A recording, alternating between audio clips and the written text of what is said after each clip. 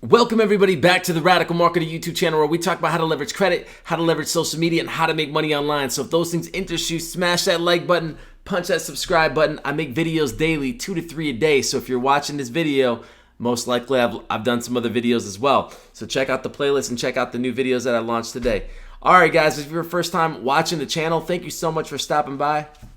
My whole goal here is to have a ton of content that is valuable and free for you and full of stuff and no fluff. So check out all the playlists, like I said. Hopefully it'll be valuable to you. And shout outs, double salute to all of my subscribers out there, the Radical Marketer community.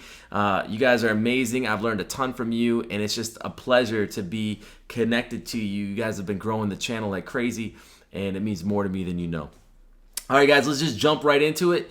What you need to know about Wells Fargo before you apply. Now, obviously, half the world is hating Wells Fargo right now. If you work for Wells Fargo and you're watching this video, I apologize. I'm not trying to be negative. I have a banking relationship with Wells Fargo.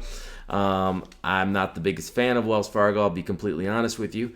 A lot of people are upset that you guys are cutting credit lines out there and slashing credit limits and taking away personal lines of credit that people have had for years, which is why the heck would you do that in an economic time right now if you really cared about people? So I'm off my soapbox. But Wells Fargo, they're the big boys in the game. They're right there with Bank of America. They've been around a long time. They're definitely full of scandals. They've had a lot of scandals of fake accounts. They've been sued numerous times, and they're still here. They're not going anywhere. They're too big to fail, in my opinion, right? So, and I know people say that nobody's too big to fail, but I mean, they've been around forever. They've had their share of scandals.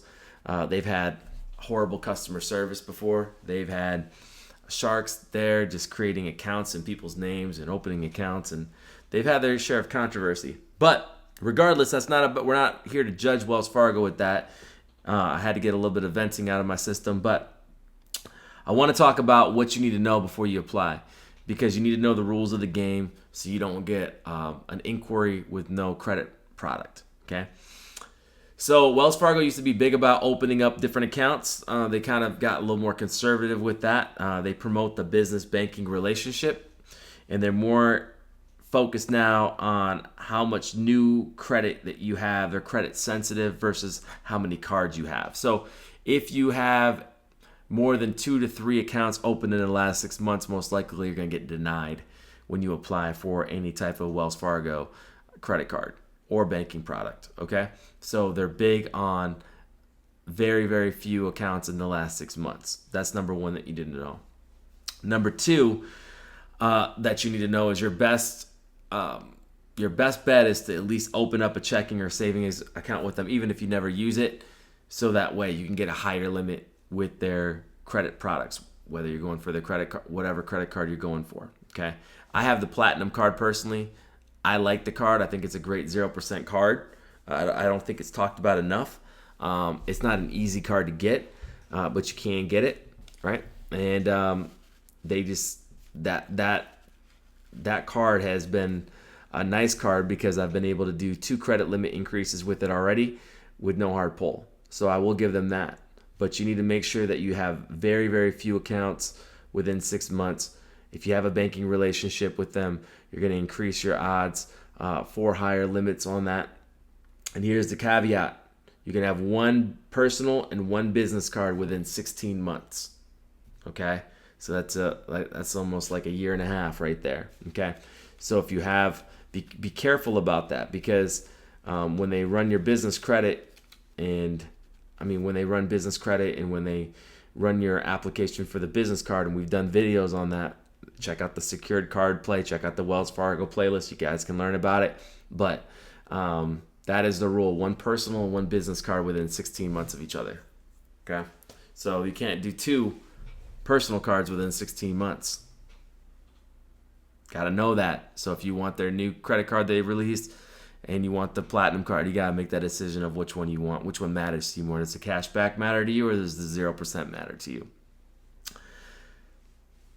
Every financial institution has their own rules to this thing. Make sure you put in the comments whether you love Wells Fargo or whether you don't. anything that you have to add to this conversation about their data points and what they require, who they pull from, all that type of stuff that you want to put in there, put it in the comment section so you guys can scroll through that and learn from other people. You can connect with other people, get to know other people in this community. But Wells Fargo, I get it. I get a lot of backlash when I do Wells Fargo videos. The only reason why I've done a lot of them is because they've been in the news a lot. There's been a lot of misinformation. There's been a lot of controversy. And I wanted to kind of like shift through that and help people realize what I know, what I've experienced, and then gain your guys' input on it, because there's just been a lot of misinformation about it. And there's been a lot of changes that they've been doing. Like they are not the same bank that they were 10 years ago. 10 years ago, we used to be super easy to get high limits with Wells Fargo and get a lot of credit products because of all the controversy and the scandals. They've tightened that up. Because of the economic times, they've tightened that up. And they took away, they were like the lead player in taking away personal credit lines from people. One caveat I want to drop on this video here before I end the video, and this is not going to be specifically pertaining to Wells Fargo, but if you have a personal line of credit with a big bank, I would take the money and put it into your checking or savings account. I would, because I'm going to be doing videos on this, but there's been a lot of talk about a lot of different banks shutting down personal lines of credit. It doesn't make sense for them to give it to you. It's basically them extending credit to you without them, all this money all over the place, and people not utilizing it or utilizing it all at one time. To them, it doesn't make a lot of sense. Sorry, my cat just jumped up on my table. But that you guys got to know that with credit lines is you got to be very, very careful, because a lot of credit lines can be getting slashed here in the next 6 months, especially with the projections of the economy. And if you guys don't know that, be aware. Okay, get the stuff that you need now. Be smart about what you get, and if you have the credit lines, liquidate them, because if you liquidate them and you use them, you change the rules up a little bit on them, and they can't do specific things that they can do if you didn't use it. Okay, at any time, these credit products can be taken away. That's what you got to know. So anyways, guys, one personal, one business within 16 months. Don't be trying to apply for 2 within 16 months with Wells Fargo. They're super conscious on new credit. Be aware of that. And they like the banking relationship for higher limits. All right. Drop a comment whether you love or hate Wells Fargo, but drop a like on this video so more people can learn about the channel. And I'll catch you guys on the next video. Appreciate you. Salute.